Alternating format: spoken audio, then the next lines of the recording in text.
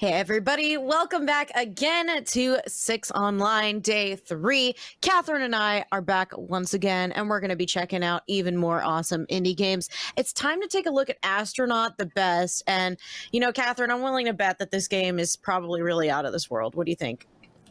I think it is going to be really out of this world, and how lucky are we that we get 2 pun names in a row?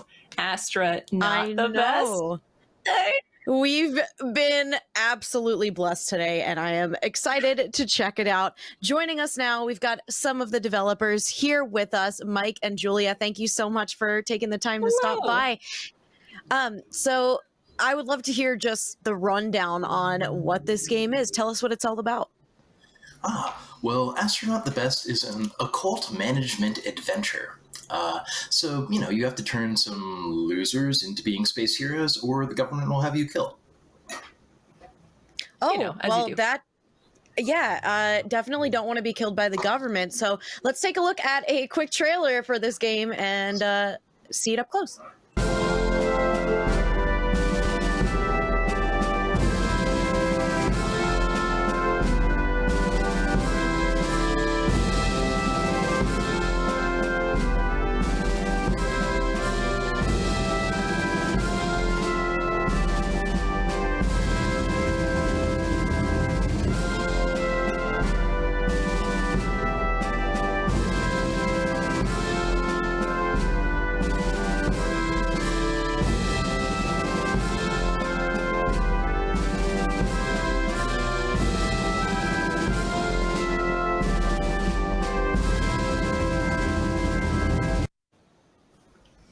Oh man, I am definitely.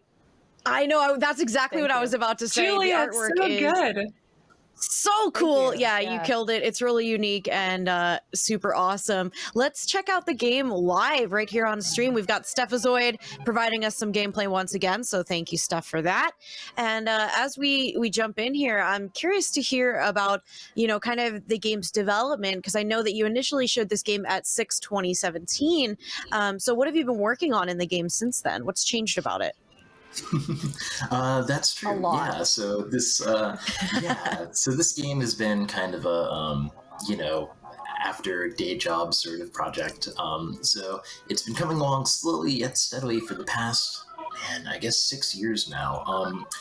Wow. Yeah, a lot has changed since 2017.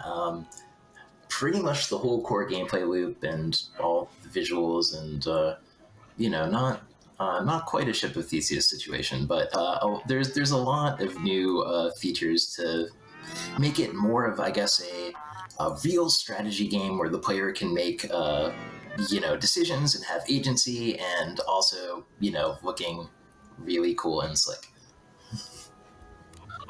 Yeah, and visually, it's been a task of removing all of the kind of started with, because the first few times that we were able to show the game at various expos, it was like mostly real art and then like some random placeholder art, and now it's easier. Like everything looks the way that it's supposed to now, which is really exciting. That must be satisfying. Yes. Yeah. And I call myself the lead artist for the game, and the secret is that I'm the only artist. And so it was a matter of like me kind of polishing and getting everything that's on the screen to look presentable and like the right kind of weird instead of the wrong kind of weird. Right. That's kind of the problem with having a game that's kind of set in a different world and is like very kind of weird and surreal, is that people don't really know what's on purpose and what's not on purpose. If you still have some placeholder stuff in there, or if even if the UI isn't explaining things well, then people are like, oh, well, maybe I'm supposed to be very confused here. So, we've tried to really, combat that and make it so that the parts that are weird on purpose. And the game is, also playable and professional. Yeah, we want it to be the right kind of psychedelic bureaucratic fever dream. Yeah. it looks very, very polished. And yeah, you know, that kind of like weird little sway, kind of the characters a little bit odd. You're not really quite sure. Like, I'm just loving all this little jittery energy of the game so far that I'm seeing. I think that's the part of the visual style of Astronaut the Best is when in doubt, put Perlin noise or pentagons on it. Yeah. Yes. Yeah, we didn't Good want life to philosophy. we didn't want to animate everything by hand, so instead everything just kind of like wiggles using procedural programming stuff in different ways. Yeah, and all of the characters are basically like paper dolls. Like they're all just different 2D assets that are rigged together. And so we're kind of South Parking it and using like advanced 3D animation to do some like really cheap looking old school animation. Oh, also there's a cat. Mm-hmm. But a lot of the visual style. Oh yeah, Sammy has some feedback as well. A lot of the visual style is based off of like mid-century like Chuck Jones and like weird Disney short cartoons, and so we wanted to make sure that it kept that that old school kind of weirdness and that's retro feeling since it's supposed to be in a fictional mid-century country. Yeah, Pango Pen just had asked in Twitch, you know, what were the sources of inspiration for the artwork, because it feels like the Jetsons a little. Oh, well, thank you. Yeah, lots of animation. For me, my main influences are like Chuck Jones, Maurice Noble, who did a lot of the background and environment art for the more famous Chuck Jones animations. Like old Looney Tunes. When I was first told about the project from Mike and David, the other developer, the reference that they sent me for kind of their style was the Disney short Toot, Whistle, Plunk, and Boom, which was one of the more like experimental. It doesn't look like the Disney movies. It's like the weird shit that Disney got away with when they weren't making movies. And so yeah, just like weird old animation. So as we've been watching, oh, sorry. Go ahead, Meg. As I've been watching here, I've been, noticing that there's a ton of different dialogue options and things like that. And I always love seeing that in the game. You get so much replay value, which I think is just awesome. And it's really cool to have a hand in how the story plays out and everything. So I would love to hear a little bit about, how many different endings are there and what kinds of different combinations can we make? How badly can we fail, I guess, or succeed? Excellent. Or probably yeah, fail so if it's me. That's really what this game is all about. With a lot of narrative games, they're kind of set up to be like a longer RPG or something, and then it's supposedly very replayable, but also it's like 15 hours, and so like I don't know if you really want to replay it. But this one, so what we're trying to do is basically make like a narrative roguelike, or a kind of a short session game where it only takes about an hour and a half or 2 hours to play through a session of it. But every time you play, there's a lot of things that are very different and randomized and procedural. You've got these missions that are going to be the same every time. You've kind of got the same goal, but it'll throw different challenges at you. Your astronauts are made up of all these different procedural personality traits and stuff, and every single event and everything that can happen just has a lot of different choices and outcomes and hidden branches and things like that. So we really want it to be a narrative game that's meant to be replayed, that's meant to be very unpredictable and have a lot of secrets and weirdness and just kind of remain very unexpected even if you play it a bunch. And so it's also got kind of that, I guess, roguelite structure where every time you play, whether you succeed or fail, you unlock new possibilities, new missions and challenges, and eventually this weird meta storyline emerges. It involves Well, an to S echo what word. chat said- Spoilers. Ooh. I feel the same Sorry, I way as just someone blew in it. chat who said narrative and roguelike, two of my favorite words. Cool.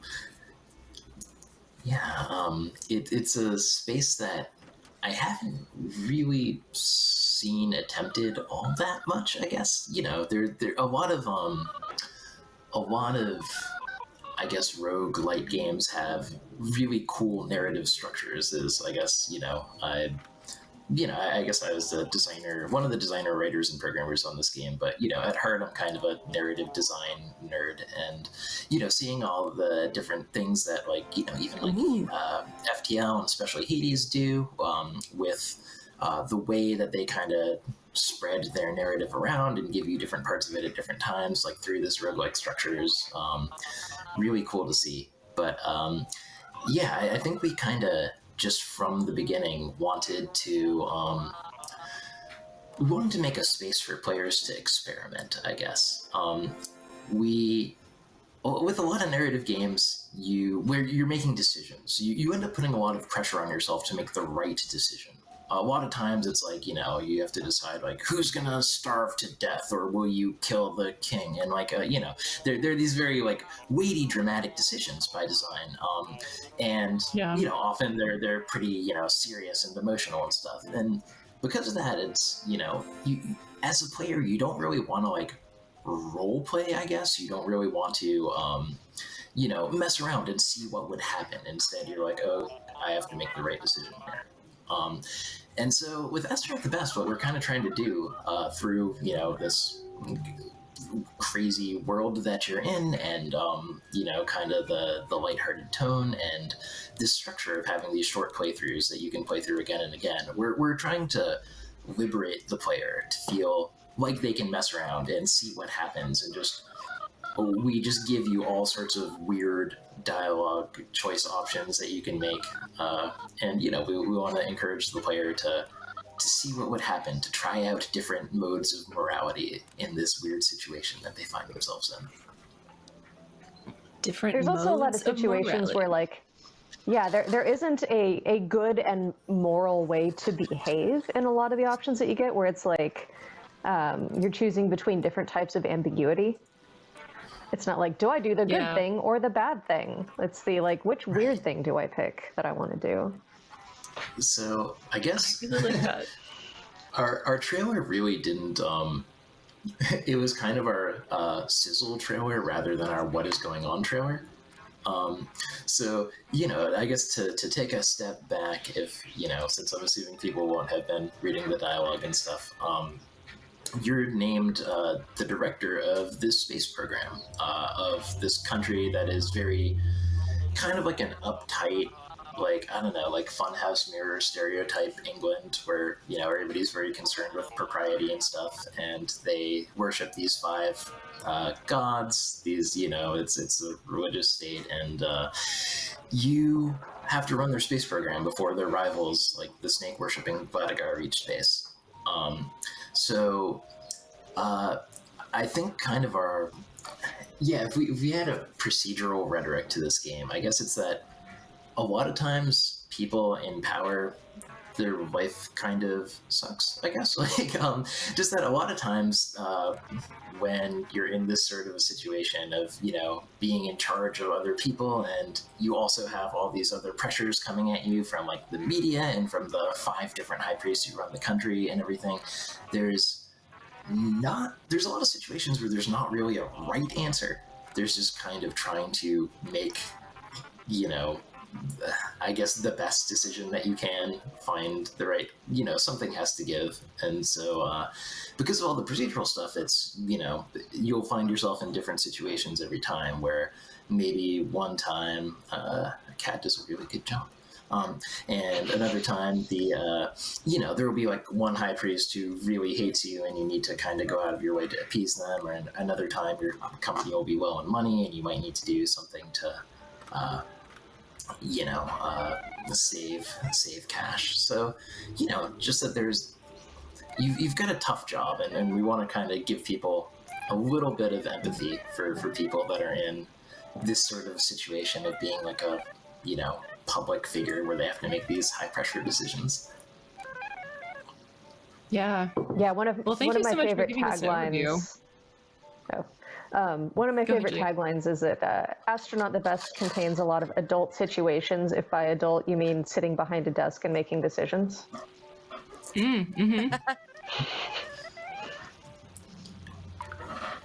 See, we're in dark mode now. It is dark.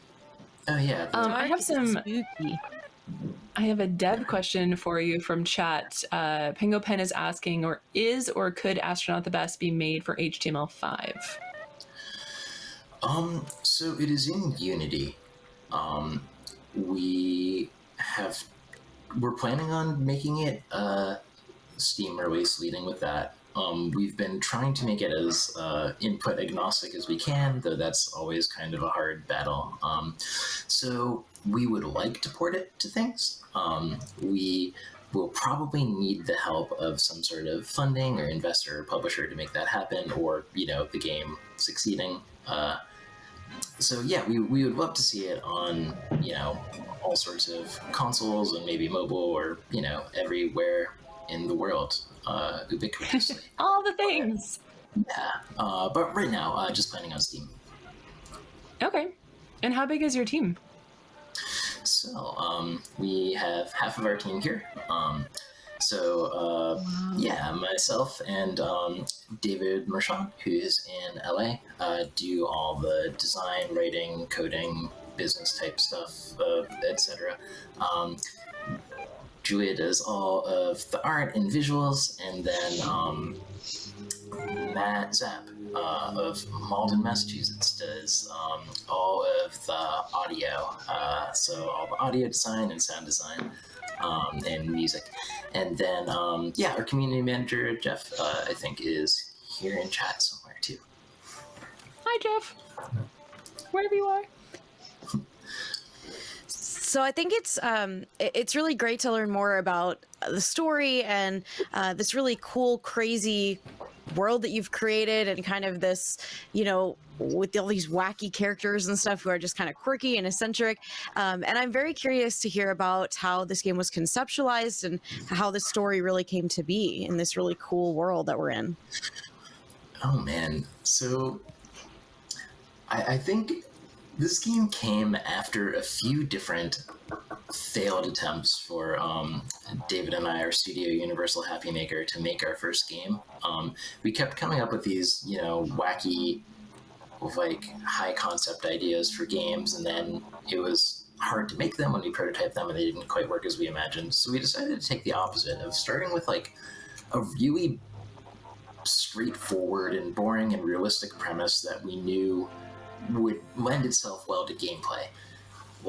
David wanted to make a game that was essentially based on the book The Right Stuff, about the space program, where there were these kind of interesting trade-offs and decisions where sometimes the people who were the best at being astronauts weren't the best astronauts, basically, where even though somebody might be really good at flying a spaceship and doing all the science stuff and being really fit, they might not get along well with the other astronauts. They might be a jerk. They might just really have no charisma, or be somebody that you would absolutely not want in front of a camera. They might have scandals going on. There's all these different things, and those kind of all seemed like gameplay decisions, right? If you're the one who has to determine who gets to be an astronaut, it lends itself to all these sort of weird choices and unexpected outcomes and stuff.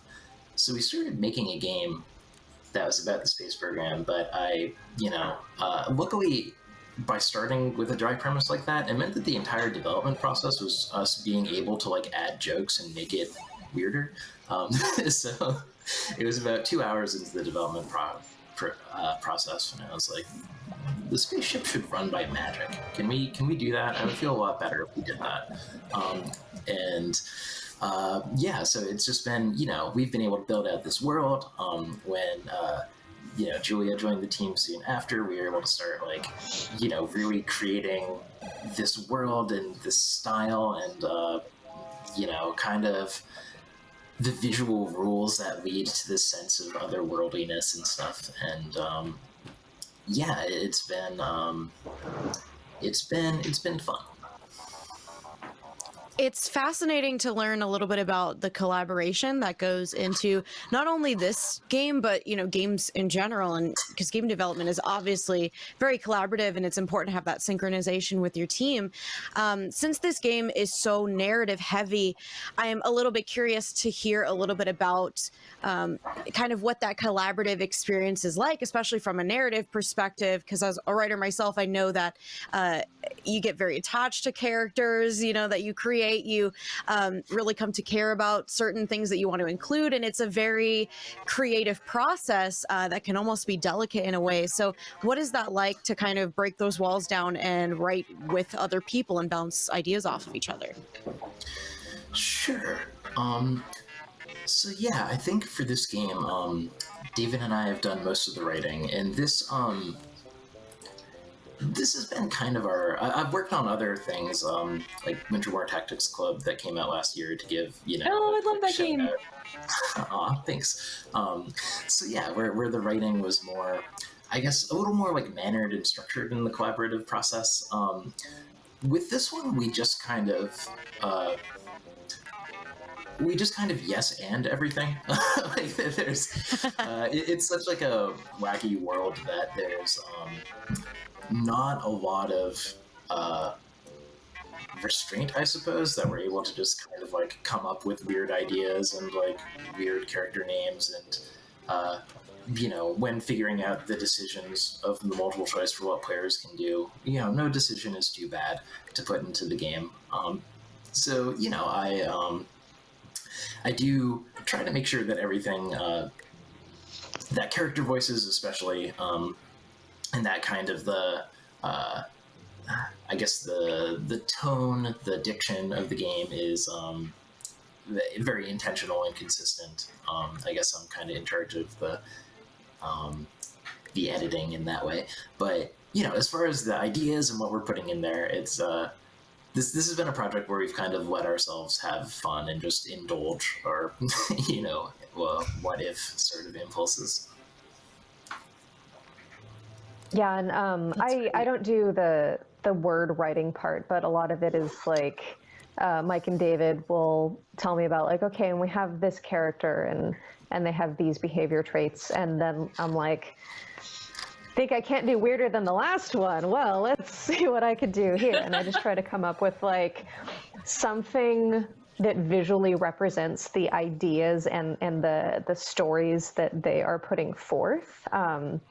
And like they come up with some really weird stuff, and so it's while I'm collaborating on a different part of the storytelling, it's still kind of exciting to try to come up with something that is like the right kind of weird for the idea that they're trying to convey. Yeah, absolutely. Like, what would an astronaut an astronaut that's doing witchcraft, like, what would that look like? Yes. And that'll feed back into the writing too. After we see the character art, it always, affects what that character sounds like to us in our heads, and what kind of stories we want to tell about them. So I need to know, because I love hearing you guys talk, about the process of creating these characters, both from the perspective of writing them and doing the art for them. So I need to know, and this is for both of you, do you have a favorite character that you've worked on? I know that might be hard, but I want to know. You can say more than one if you want. I guess I can go first briefly too, because I wanted to shout out to that guy, that lion who's on the screen. He's a good friend. So it was a little bit of a tough situation for us writing this game, because like those 5 dudes at the top of the screen, the high priests, they're your bosses. They ask things of you. Your astronauts, like you're in charge of them, so you don't really have any friends. There's nobody that you can really like confide in. They're on the same level as. So we decided that the flag has this lion on it, and the lion should come to life and talk to you and like be a good friend. And so it's really it's really nice to have that line there, you know, to make sure that there's, to be able to keep things positive, to, you know, really help things out. And he's, you know, he's a good friend. I have to give him a shout out. And I'm really biased because basically the character art for Morning Dew is like me in high school, and I still have the same haircut, and so it's like she's at the top of the screen in the teal blue. I'm like, it was obviously not too far from reality for me. But did you have blue hair before? Periodically, occasionally. Yeah. Nice. At different parts in the development process, and I think that there's the characters for the High Priest, but also like the astronauts are kind of like a singular and multiple entity, because they're all created from procedurally generated facial assets. And so while that's not really a character, it's just always exciting to see like, oh, that's what that nose and that hair look like together. Because a lot of it was like me sketching from people's faces that I would see on my bus commute to work, and then just kind of like mash them up and put them in a blender together, and then like make new people from the pieces. That's so cool. I really love that. We have another question from chat. How did you approach the procedurality in this game? Is it just about making tons and tons of content, or is there more systems behind it? You've touched on this a little bit, but maybe you could reiterate. So I think, you know, ideally we wouldn't have to create tons and tons of content, because that sounds like a lot of work. So the way that we tried to use systems, there's a lot of stuff that goes into it. I think kind of the really like quick and dirty overview is that there are some missions that you can play through, and every mission provides structure. It provides this kind of like branching paths and options, and so it'll always begin in the same place. It'll always give you the same like suite of ending options, and some, you know, important things that happen in the middle. And then we fill it out with procedural stuff. We have, you know, right now in the game, I think 100 different astronaut traits that are, you know, combined to give these astronauts their abilities and determine the random things that'll happen to them and stuff. We have we're going to have like at least 100 different random events that can happen every day. There's all these different kind of skill tests where you kind of try to prove your astronaut's mettle in these weird different ways on this television program. So all the gaps are filled in by all this random procedural stuff. And our hope is that because every time you see one of these random events or traits, it'll be in a different context combined with other things, or when your gameplay is in a different state, that it'll never feel the same. Even if you see, you know, an event that you've seen before or an astronaut trait that you'll see before, it's in a new context where you're forced to play differently around it and, you know, make some different decisions and try some new things out. Okay, very cool. Well, is there anything else you want to tell us about the game, or where we can find out more about it for all of those who I'm sure really, really can't wait to play? Yeah, I can give the official shout out to this weekend for 6, because our game, you know, we can't do the whole in-person festival, so we wanted to do the next best thing of putting a demo on our Steam page. So if you go to check out our Steam page for this weekend only, you can play what has been shown here. You can play through the beginning of this mission and also the second mission. And then we are also running an alpha. We just opened the alpha to the public, more or less. You can join our Discord and then complete a brief test of Valor and Piety. Nothing too serious. And then nice. You can join our alpha and get, you know, the new builds that we're putting up there as we, you know, work on making this game a real thing.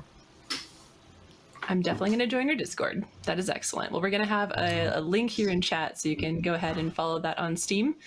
look out for the Discord. And thank you so much for coming and chatting with us about the game. I can't wait to play it. It's so funny and it looks amazing. You should be so proud.